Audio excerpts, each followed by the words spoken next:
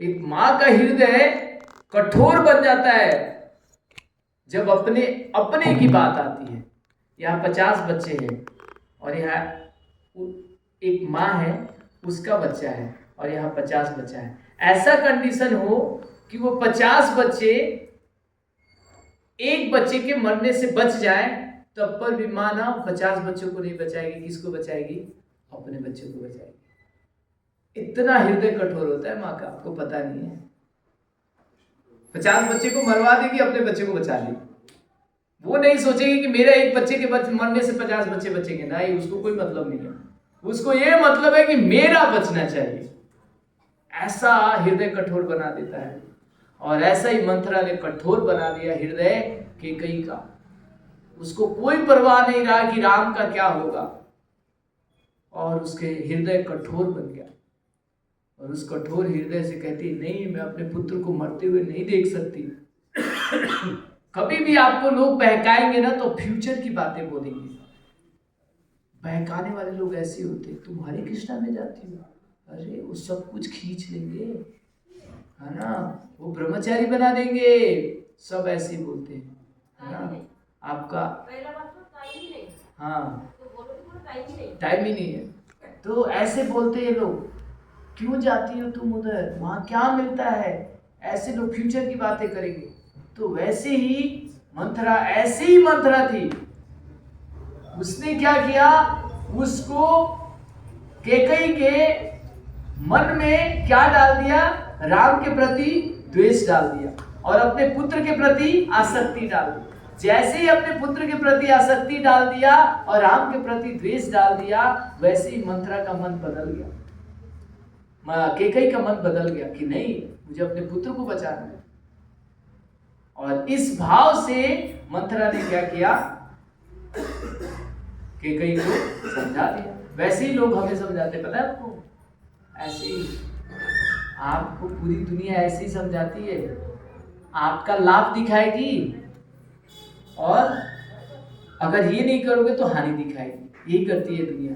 आप ये ले लो, आपको कितना लाभ होगा। संसार में ऐसे ही है, चल रही है दुनिया। कितने सारे एडवर्टाइजमेंट आपने देखते होंगे, है ना, देखते हैं ना, है ना, फेयर एंड लवली। अब फेयर एंड लवली लगाने से कोई गोरा होगा क्या, है ना, 2 दिन में गोरा बन के दिखाते हैं। फेयर एंड लवली लगाओ, गोरे हो जाओ।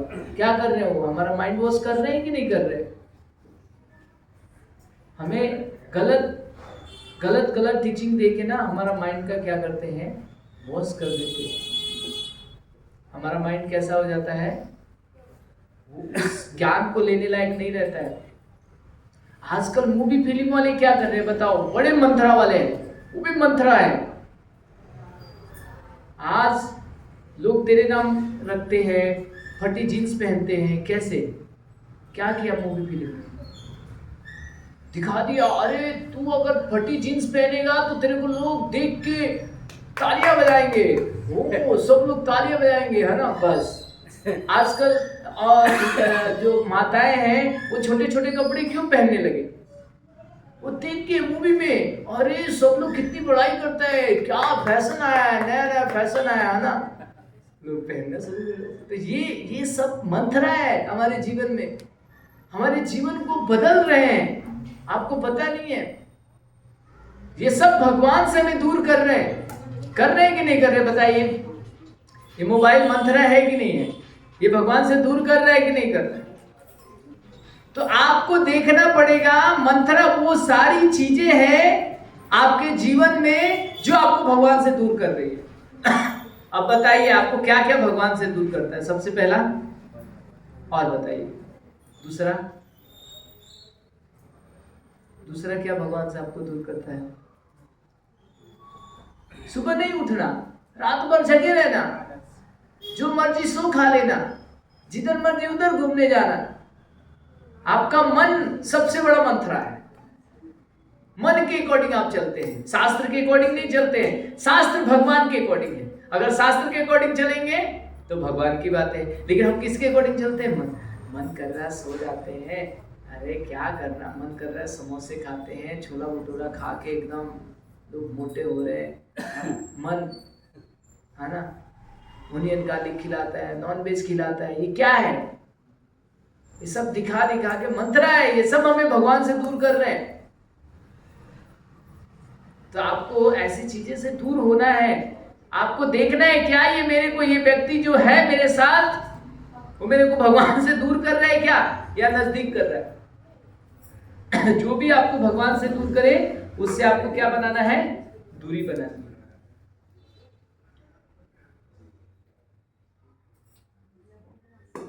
बहुत इजी तरीका है। अगर वही मंथरा की जगह नारद मुनि आ गए होते ना, सिचुएशन बदल गया होता। भक्त आपके जीवन में आ जाएंगे तो आपका सिचुएशन बदल जाएगा। दक्ष प्रजापति के 10,000 शिष्य थे, पुत्र थे, 1000 पुत्र थे। उन हजारों पुत्रों को ब्रह्मचारी बना दिया। दक्ष गुस्सा हो गया, ये क्या किया तुमने? और दक्ष ने श्राप दे दिया नारद मुनि को, तुम एक जगह नहीं रुक सकते हो, 2.5 घंटे से ज्यादा एक जगह नहीं रुक सकते। क्योंकि दक्ष को लग रहा था कि ये मेरे पुत्र को भौतिक चीजों से दूर कर दिया, आनंद नहीं लेने दिया। जबकि आनंद किसके पास है? आनंद भगवान के पास है। लेकिन हम लोग कहाँ आनंद ढूंढते हैं बताइए? आनंद कहाँ पर ढूंढते हैं बताइए आप लोग? आनंद कहाँ पर है? मोबाइल में, खाने में, पैसे में। बाप बड़ा ना भैया, सबसे बड़ा रुपया है ना। पैसे में ढूंढते हैं आनंद, धन में ढूंढते हैं। कोई ऐसा व्यक्ति का नाम बताइए जिसके पास बहुत धन है और बहुत खुश है? खुश नहीं है और दुखी है। अरे भाई, आपको पता नहीं है, जिसके पास जितनी संचय करने की क्षमता होती है, जितना संचय करेगा उतना ही दुख होगा। जो व्यक्ति जितना संचय करेगा उतना ही दुखी होगा। आपको पता नहीं है, जिसके पास कम है वो ज्यादा सुखी है। हमारे पास कुछ नहीं है, सच्ची हम सुखी है। हमारे पास कुछ नहीं है, हमारा कपड़ा का भी रंग ही एक ही होता है। हम 1000 कपड़े नहीं पहनते, एक ही रंग का कपड़ा पहनते हैं हमेशा, है ना। हमारे पास कुछ नहीं है। हमारे पास तो पर्स भी नहीं रहता है। हमारा सब कुछ यही है, न धन न रुपया, न धन न दौलत, कुछ नहीं हमारे पास, है ना। एक हमें चटाई लेते हैं, आराम से सो जाते हैं, सुबह उठते हैं, नहा धो के भगवान के भजन में लग जाते हैं, पूरा दिन घूमते रहते हैं, फिर शाम को गए सो गए, है ना। कुछ नहीं, हमारे पास थाली तक भी नहीं हमारी रहती है। तो आपको कैसे बताएं हम सुखी? हमारे पास कुछ नहीं, हम सुखी है। जितना जो संचय किया इस संसार में वो उतना दुखी हुआ। बड़े बड़े साधु लोग, कारपत्री नाम बोला जाता है, कर भजन थे, ऋषभ देव के 9वां पुत्र थे। वो ऐसे आंजुली में खाते थे, ऐसे आंजुली में इतना जितना आ जाता था उतना खा लेते थे बस। हमारे रघुनाथ दास ठाकुर इस आंजुली में छाछ पीते थे, जितना इसमें छाछ मिल जाए पी लेते थे बस, कुछ नहीं। वो एक पेड़ के नीचे तक भी नहीं रुकते थे कि इस पेड़ से आसक्ति न हो जाए मेरे को। आप सोचिए। तो आपको देखना पड़ेगा आपके जीवन में कौन कौन मंत्रा है जो आपके भगवान से आपको दूर लेके जा रहे है ना। तो वो बहुत सारी चीजें हैं। एक तो आसपास के लोग जो आपको बोलते हैं, बहुत सारा टीवी है, कैसे आप टीवी देखते हैं, कैसे बुक पढ़ते हैं, कैसे लोगों के साथ रहते हैं, कैसा खाना खाते हैं, कैसे सीरियल देखते हैं, कैसा यूट्यूब देखते हैं, कैसे मूवीज देखते हैं, ये सब मंत्रा की तरह आपके माइंड को वॉश करते हैं और आपको भगवान से दूर की तरफ देते हैं। लेकिन वही जब आप भक्तों के बीच में आते हैं, कथा सुनते हैं, लेक्चर सुनते हैं, तब आपका जीवन में बदलाव आता है। बहुत लोगों के जीवन में बदलाव आया है, ऐसा नहीं है, लाखों लोगों के जीवन में बदलाव आया है, लोगों ने देखा है। अरे हिप्पीज तक को भी प्रभुपाद ने सुधार दिया, जो कि नशे में डूब रहते थे, उनको प्रभुपाद ने ये हरे कृष्णा महामंत्र से जीवन बदल दिया। तो हमारा क्या, हम तो अच्छे हैं एटलीस्ट। तो आपको बस एक ही व्यक्ति आपके जीवन में बदलाव ला सकता है, वो भगवान। देखिए रावण के पास सब कुछ था, क्या नहीं था रावण के पास बताइए? रावण के पास किस चीज की कमी थी? किस चीज की कमी थी? क्या है, था कमी? किस चीज की कमी थी? हाँ, रावण के पास सोने का महल था, आपके पास सोने का ईंट नहीं मिलेगा, उसके बाद तो सोने का महल था। है आप लोगों के घर में किसी के पास सोने का ईंट? सोने का ईंट की तो बात मैंने बहुत बड़ी बात बोल दी, 1 किलो सोना भी नहीं मिलेगा लोगों के घर में, मिलेगा क्या? उसके बाद महल था भाई सोने का, इतना धनी था, सारे इंद्र सारे देवता उसके चरणों में थे, जिसको जैसे बोलता था वैसे करते थे। उसके बाद भी वो व्यक्ति दुखी था, परेशान था।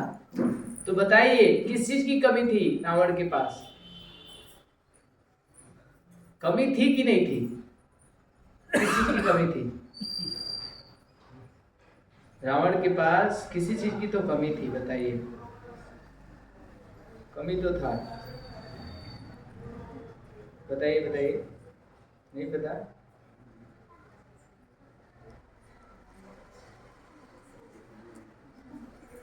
रावण के पास कमी थी, विभीषण के पास कुछ भी नहीं था। था क्या कुछ? विभीषण को रावण ने लात मार के निकाल दिया था, और विभीषण कहाँ गया था? राम के पास। तो रावण के पास कमी थी तो किसकी? राम की। सब कुछ था उसके पास, संसार का कोई ऐसी ऐश्वर्य नहीं था जो उसके पास नहीं था, लेकिन एक कमी थी, उसके पास राम नहीं थे। विभीषण के पास कुछ भी नहीं था, वो जंगल चला गया, राम के पास चला गया, उसके पास सब कुछ आ गया। यही संसार का सार है, आप इस चीज को समझिए। जिस दिन आप इस बात को समझ लेंगे कि हमारे पास केवल भगवान हो जाएंगे तो सब कुछ हो जाएगा, जिस दिन हमारे पास राम आ जाएंगे उस दिन सब कुछ आ जाएगा। एवरीथिंग, जस्ट आपको भगवान से जुड़ना है। जिस दिन आप भगवान से जुड़ जाएंगे सब कुछ आ जाएगा। आपको लाखों एग्जाम्पल दिखा दूंगा, करोड़ों एग्जाम्पल दिखा दूंगा, जिसके पास कुछ भी नहीं था उसके साथ भगवान थे, लेकिन भगवान होने के कारण उसके पास सब कुछ था। अर्जुन के पास कुछ भी नहीं था, जंगल में भटक रहा था। दुर्योधन के पास सब कुछ था, उसके बाद भी दुर्योधन हार गया। हारा कि नहीं हारा? जीता कौन? क्यों? कृष्णा थे। यही जीवन का सार है। हम सबको किसको अपनाना है? भगवान को। कोई अगर आपको मौका दे, है ना, आप लोग तो इस कंपटीशन में हार जाओगे, पक्का पक्का हार जाओगे। अगर मैं कंपटीशन करूं, आपको 10 करोड़ रुपया दूं और इधर भगवान का छोटा सा डीटी रखूं, मैं बोलूं दोनों में से एक चुनना है, पता है क्या चुनोगे आप लोग? ना झूठ बोल रहे, सब लोग झूठ बोल रहे। 10 करोड़ रुपया और भगवान का छोटा डीटी, सब झूठ बोल रहे। 100% 10 करोड़ ले लेंगे और उसके बाद बोलेंगे 10 करोड़ से ना भगवान को खरीद लेंगे हम लोग। ये तो आप बोल रहे हैं ना, रियलाइजेशन अलग होता है, थ्योरी अलग होती है ना। तो ये अगर आपके मन में भाव चल रहा है तो बहुत बड़ी भाव है। एक मोबाइल तो छोड़ा नहीं जाता भगवान के लिए, भगवान के नाम के लिए मोबाइल तो छोड़ा नहीं जाता है। कहां से 10 करोड़ छोड़ देंगे लोग? भगवान के लिए समय तो दिया नहीं जाता है, कहां से 10 करोड़ छोड़ देंगे लोग? हाँ नहीं, बहुत टफ काम है ये, और इस कलयुग में तो खास करके बहुत टफ काम। तो मंथरा ने ऐसे घुमाया केकई को कि केकई चली गई कोप भवन में। उस समय भवन होते थे कि अगर आपको बहुत प्रसन्नता हो रही है तो अलग भवन में जाके एंजॉय किया जाता था, आपको दुख है तो अलग भवन होते थे। वो भवन में चली गई। दशरथ आते हैं और चिल्लाते हैं, केकई को ये खुशखबरी देना चाहते हैं, केकई राम का कल अभिषेक होने वाला है, केकई किधर हो, केकई तुम किधर हो? केकई दिख ही नहीं रही है। अरे सबसे पूछ रहे केकई किधर गई, क्योंकि केकई से सच्ची में दशरथ बहुत प्रेम करते थे। स्त्री मोह भी बहुत बड़ा मोह है, जब स्त्री से किसी को मोह हो जाता है तो फिर व्यक्ति को कुछ दिखता नहीं। अब वो मोह में पड़ गए थे कैकई के, और दौड़ते जाते हैं, पता चलता है कि कैकई कोप भवन में चली गई। राजा दशरथ कुछ नहीं देख रहे, दौड़े दौड़े दौड़े दौड़े दौड़े दौड़ पहुंचते कोप भवन में, बोलते कैकई क्या हुआ। देखते हैं कि एकदम मतलब एक सुंदर सी स्त्री ऐसे जमीन पर पड़ी हुई है परी की तरह। कैकई को जाते हैं, अपने जांघा पर रखते हैं, उसके बाल सहलाने लगते हैं, बताओ क्या हुआ। बोली नहीं बोलूंगी मैं, स्त्री हट भी बहुत बड़ा हट होता है ना। तो इस हट ने राजा दशरथ को झुका दिया। राजा दशरथ को ये बोलना पड़ा, मैं तुम्हें वचन देता हूं कि जो तुम मांगोगी वो मैं दूंगा, है ना। मैं सारे नक्षत्रों को सबको साक्षी मान के बोलता हूं। जब ये सब कुछ बोल दिया दशरथ महाराज ने, तब कैकई बोलती है मैं आपसे भरत का राज्य मांगता हूं। दशरथ को कोई फर्क नहीं पड़ा, चलो राम की जगह भरत राजा बन, कोई दिक्कत नहीं है कैकई, ये मैं तुम्हें दूंगा। लेकिन जैसे ही उसने बोला कि राम का 14 वर्ष का वनवास, दशरथ का हृदय टुकड़ा टुकड़ा हो गया। वो बोलते रह गए कि मैं भरत को राज्य बनाने के लिए मुझे कोई दिक्कत नहीं है, लेकिन कैकई मान जाओ, राम को वनवास मत भेजो। तुम भरत को राजा बना लो लेकिन राम को वनवास मत भेजो। वो मेरा बच्चा है, मैं उससे बहुत प्रेम करता हूँ, उससे मत दर भटकने के लिए। लेकिन स्त्री हट के आगे दशरथ को झुकना पड़ा, झुक गया दशरथ, कुछ नहीं बोल पा रहे थे। सुबह हो गया, दशरथ महाराज पूरी तरह से बेहोश हो रहे थे, बार बार होश आ रहा था, बेहोश हो रहे थे, दुखी हो रहे थे। श्राप दे दिया उन्होंने कैकई को। उसके बाद भी कैकई का मन नहीं बदला, क्योंकि उसके अंदर क्या था, पुत्र के आसक्ति थी। और ये आसक्ति लाया किसने था, मंथरा ने। कैकई बहुत अच्छी थी, कैकई को पता नहीं, जब राम को खुद वनवास दे रही थी तो वो रो रही थी, उसके हृदय फट रहा था, लेकिन क्या करे, उधर उसका पुत्र मोह ने उसको बांध दिया था। और भगवान की ये थी लीला था, ऐसा चाहते थे भगवान ऐसा हो, क्योंकि ऋषियों का संग लेने के लिए भगवान चाहते थे, संतों का संग लेना चाहते थे भगवान। राम भगवान को कोई फर्क नहीं पड़ा। जब वो जाते हैं दशरथ जी से मिलते हैं और पता चलता है कि मुझे 14 वर्ष का वनवास होता, उनको कोई नहीं फर्क पड़ता है, वो वैसे ही थे। ये है एक गुण, दुख में भी वही सिचुएशन है, सुख में भी वही सिचुएशन है। ये होता है भक्त का गुण। दुख आ जाए तो भगवान को छोड़ देते हैं, नहीं, भगवान को ही बदल देते हैं। चलो अब इनको बदल के दूसरे भगवान के पास जाते हैं, ये तो सुनते नहीं, है ना, बदलते जाते हैं। अरे लोग धर्म को ही बदल देते हैं, छोड़ो ये नहीं, उसमें बहुत कुछ मिल रहा है, उधर चलते हैं। लोग तो ऐसे भी होते हैं, क्या करें, लोग धर्म को ही बदल देते हैं। तो ऐसा सिस्टम चलता है। तो वहां पर भगवान हमें सिखाना चाहते हैं, बताना चाहते हैं कि दुख हो या सुख हो, हमें समान स्थिति में रहना चाहिए। समान में। एक बार राजा था, वो जब सुखी होता था तो बहुत सुख होता था, बहुत खुश होता था, अगर दुखी कभी होता था तो बहुत दुखी हो जाता था। अब मंत्री बोलता था कि महाराज ये दिन बदल जाएंगे, आप चिंता मत कीजिए। तो लेकिन वो बार बार हमेशा दुखी हो जाता था, सुखी होता था तो बहुत सुखी। तो उसने राजा मंत्री से बोला, मंत्री कुछ ऐसा करो मेरे साथ कि दुख भी आए और सुख भी आए, मैं दोनों सिचुएशन में समान रहूं।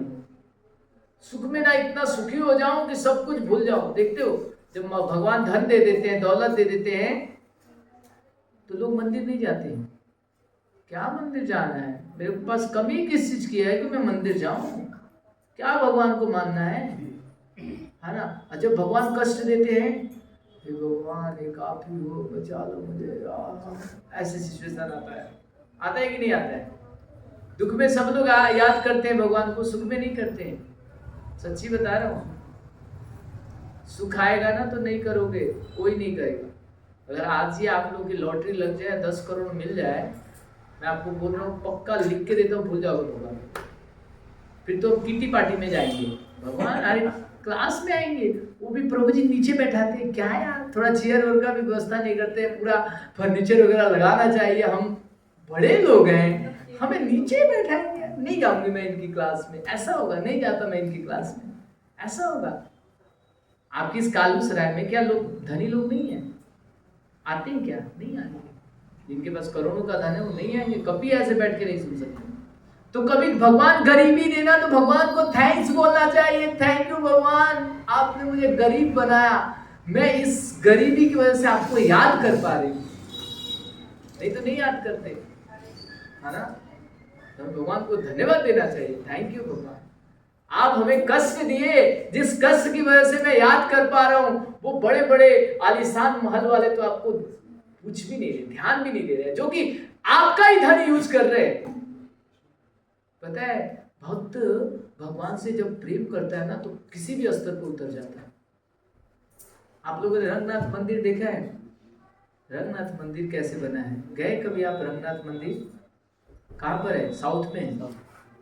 दुनिया का दूसरा बड़ा मंदिर है, 52 एकड़ में फैला हुआ, सोचिए कितना बड़ा होगा।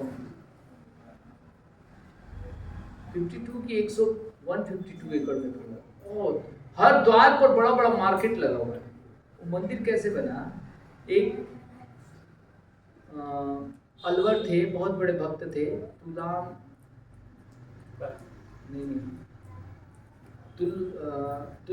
तुलामई थे, तुलवरमई अलवर थे, भक्त थे वो भगवान के, तो बहुत बहुत शुद्ध भक्त थे। तो एक बार वो आते हैं घूमते घूमते, तो उनके 4 शिष्य थे, और भी बहुत सारे शिष्य थे, लेकिन 4 शिष्य थे, उनमें ना चारों में बहुत अच्छी अच्छी योग्यता थी। एक था तो बात करते करते ना लोगों को भुला देता था, बात करते करते वो व्यक्ति भूल जाता था कि मैं क्या हूँ, किस लिए आया था, क्या करने, ऐसा उसके पास योग शक्ति थी। एक ना परछाई को अगर लात रख देता था ना तो व्यक्ति आगे नहीं जा सकता था, परछाई पर लात रख देता था तो। और एक ना कैसा भी ताला खोल सकता था, और एक पानी में चल सकता था। ये 4 थे, मतलब उसके अच्छे शिष्य थे। तो वो जब आते हैं घूमते घूमते रंगनाथ जी की तरफ, रंगनाथ बहुत बड़े विग्रह हैं, वो राम के समय थे, राम जी भी उनकी पूजा किए हैं रंगनाथ जी की।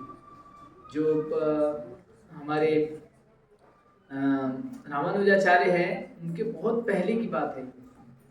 तो क्या करते हैं पता है, वो उन लोगों से ना भिक्षा मांगने जाते हैं। जब आते हैं तो देखते हैं यार भगवान का मंदिर है, जंगल है चारों तरफ, कोई कोई व्यक्ति आता है और आके भोग लगा के डर डर के फिर भाग जाता है, कोई रुकता भी नहीं है भगवान के साथ। तो जो अलवर थे उन्होंने सोचा कि मैं भगवान का मंदिर बनाऊंगा, इस सिचुएशन में मैं अपने भगवान को कैसे छोड़ सकता हूँ। इनको सही समय से ना आरती होती है ना भोग लग पाता है, क्योंकि जंगल में थे भगवान। अब लोगों के पास जाके भिक्षा मांगते थे कि दे दो कुछ धन, भगवान का मंदिर बनाओ। लोग नहीं देते थे, लोग पैसे नहीं देते थे। उस समय भी बहुत लोग ऐसे थे, ऐसा नहीं है। अब उन्होंने अपने शिष्यों से डिस्कशन किया कि मैं अगर लोग नहीं देंगे ना, हम लोगों को जबरदस्ती देंगे, भगवान के लिए हम कुछ भी करेंगे।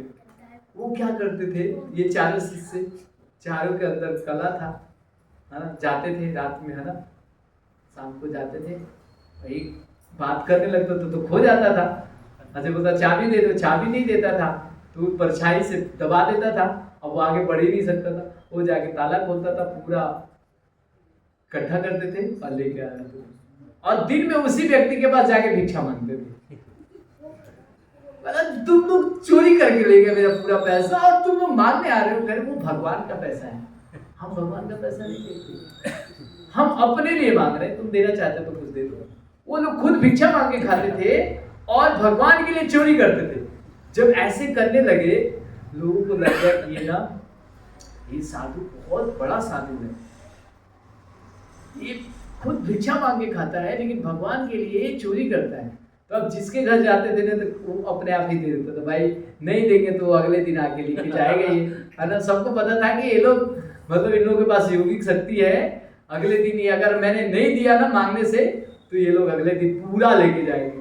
तो मेरी स्वीकृति भी गई, ऐसे भी गया। तो लोग देने लगा, धीरे धीरे धीरे देते, बहुत बड़ा मंदिर बनाया उस। तो चोरी से भी मतलब भक्त भगवान के लिए कुछ भी कर सकता है, बस भगवान से उसका लगाव होना चाहिए, प्रेम होना चाहिए, है ना। तो दशरथ को राम से बहुत प्रेम था। अब उनके बिना उनको तड़प हो रही थी, तड़प रहे थे वो, और कैकेयी के चरणों पर अपना पैर को पटक रहे थे कि कहीं मान जाओ, मेरी बात मान जाओ। पत्नी के आगे अपने सर को पटक रहे थे उसको चढ़ने के बाद, तू मान जा मेरी बात, मैं भरत को अभिषेक कराने में कोई मुझे दिक्कत नहीं, लेकिन राम को मत भेजो वनवास। कैकेयी ने एक नहीं सुनी, नहीं, ये दोनों वचन देना होगा, नहीं तो बोलती थी, है ना। और रघुकुल रीति सदा चली आई, प्राण जाए तो न चला। अब इसी बात को पकड़ के रखे थे। राम को भी इस बात को पता चला कि मेरे पिताजी मुझसे बोल नहीं पा रहे क्योंकि उनको ये बात देने में असमंजस है। उन्होंने 1 मिनट नहीं लगाया, और मैं बता रहा था ना वो राजा की बात, तो उन्होंने 1 मिनट भी नहीं लगाया और राम जी निकल गए। और कोई मतलब ऐसा नहीं था कि भगवान दुखी थे, अरे मेरे को राज्य से निकाल दिया, क्या करूं, कुछ नहीं फर्क पड़ता। भगवान कहते थे ये भाग्य का नियम है। हमें भी अपने जीवन में यही सोचना चाहिए। मैं आपको पहले भी बताया, भक्त को कभी कष्ट नहीं हो सकता। भक्त को कष्ट 2 ही तरीका से होता है, या तो भगवान कुछ उसको देना चाहते हैं लेकिन कुछ सिखा के देना चाहते हैं, या तो उसने कुछ ऐसा अपराध कर दिया है जिसकी वजह से भगवान, भक्त जैसे ही कोई भक्ति करता है, नाम जप करता है, कोई पाप जल के भस्म हो जाता है। पाप की वजह से कभी भक्त कष्ट नहीं झेलता है। भक्त को 2 ही कर, भगवान कुछ उसको अच्छा देना चाहते हैं इसलिए उसको कष्ट देते हैं कि ये उससे सीख देना चाहते हैं, दुनिया के लोगों को सिखाना चाहते हैं। भगवान को कोई फर्क नहीं पड़ता, भगवान वहां से निकल जाते हैं, है ना। और इधर जब कैकेयी इस चीज को सफलता तो प्राप्त कर लिया उसने, राम चले जाते हैं और राम के बिना दशरथ अपना प्राण त्याग देते हैं। ऐसा भाव होना चाहिए, भगवान के बिना हमारा जीवन है ही नहीं। एक्चुअली देखा जाए तो सब कुछ भगवान का ही है। जब जिसके हृदय में राम है और राम दूर चले गए तो व्यक्ति कहाँ रहेगा, नहीं रहेगा। दशरथ ने अपना प्राण त्याग दिया राम के उस याद में। और फिर उसके बाद भरत महाराज आते हैं। भरत महाराज को राम से बहुत प्रेम करते थे, कोई प्रेम करते थे। हनुमान जी को घमंड आ गया थोड़ा, मैं हूँ राम का भक्त, मेरे इतना कौन हो सकता है राम का भक्त। और वो लेके जा रहे थे संजीवनी बूटी और मन में कह रहे थे मैं हूँ राम का भक्त। तो भरत ने देखा क्या है, कौन है प्रजाति, क्या लेके जा रहा है। उन्होंने एक तिनका उठाया और ऐसे मारा, हनुमान जी धाम से नीचे गिर गए और संजीवनी बूटी को खड़ा कर दिया उन्होंने। अरे ये कौन व्यक्ति है भाई, मुझे गिरा दिया। और उसके बाद वो राम नाम जप कर रहे थे, कौन, हनुमान जी। और ये क्या हो गया। अब भरत महाराज को राम की शक्ति पर बहुत विश्वास था और उसी समय वो बोलते हैं क्या, देखिए विश्वास, देखिए भरत महाराज क्या बोलते हैं कि अगर मैं राम का सच्चा भक्त हूं तो ये व्यक्ति जो गिरा है वो भी खड़ा होगा। ये बात बोलते हैं, अगर मैं राम को तन मन और धन पूरी तरह से समर्पित हूं तो ये व्यक्ति जो गिरा है वो खड़ा हो जाए। और वैसे ही बिना किसी दवा, बिना किसी दारू, केवल नाम की शक्ति से हनुमान को खड़ा कर दिया भरत ने। हनुमान जी देखते, भाई क्या ये भक्त है, तिनके से मुझे गिरा दिया। और राम के नाम पर इसका इतना विश्वास है, उसने राम के नाम से ना कोई दवा ना कोई दारू, और ऐसे ही मुझे होश में लाके और खड़ा कर दिया। वो समझ गए, भगवान आपने मेरे घमंड को चूर किया। मैं समझ रहा था मैं ही केवल और मैं ही केवल और मैं ही केवल। तो हमें कभी ऐसा घमंड नहीं करना चाहिए, है ना। भरत महाराज बहुत बड़े भक्त थे राम के, बहुत प्रेम करते थे राम से। जब राम जी चले गए तो वो नीचे गड्ढा खोल के नीचे बोले, मेरे भाई जो है गए हैं वनवास में, मैं भी नहीं, मैं भी वनवास की जिंदगी जीऊंगा, है ना। अब मन था, अब केकई को बहुत अफसोस हो रहा था, उसको पता नहीं था कि आगे वाला व्यक्ति जो है वो राम से कितना प्रेम है। उसको बहुत कष्ट हो रहा था कि मैंने अपने भगवान को अपने से, इस दुनिया में मैं आपको बताऊं कि हम लोग सबको यही एग्जाम्पल देके सिखाते हैं कि एक मछली को आप पानी से निकाल के हॉट डॉग दे दीजिए, बर्गर दे दीजिए, पिज्जा दे दीजिए, बोतल भी पकड़ा दीजिए, खुश रहेगी क्या? बताइए। मछली को सब कुछ दे दीजिए, पानी मत दीजिए, खुश रहेगी? बताइए कैसे खुश रहेगी? उसका तो जीवन ही जल है। उसका जीवन ही जल है। तालियां, क्या बात है, उसका जीवन ही जल है। वही तो हम आपको समझाना चाहते हैं। आपका आत्मा ही तो सब कुछ है। आपके अगर आत्मा निकाल दिया जाए, आत्मा ही तो आपका सब कुछ है, तो इस आत्मा का खुराक नहीं देंगे, इसको भगवान से नहीं जोड़ेंगे, तो ये व्यक्ति कैसे खुश रह सकता है इस संसार में? नहीं रह सकता, क्योंकि आत्मा भगवान का अंश है। जब तक से वो भगवान से नहीं जुड़ेगा वो कैसे खुश रह सकता है? हम शरीर तो एक क्या है, जैसे एक ग्लास है, इस ग्लास में पानी है, पानी जैसे ही खत्म होता है इस ग्लास को हम लोग हटा देते हैं, फेंक देते हैं, कोई जरूरत नहीं इस ग्लास की, है क्या? पानी है ही नहीं तो इसमें। तो शरीर से जैसी आत्मा निकलता है, शरीर का क्या करते हैं बताइए? जला देते हैं, क्योंकि आत्मा के बिना इस शरीर का कोई वैल्यू है क्या?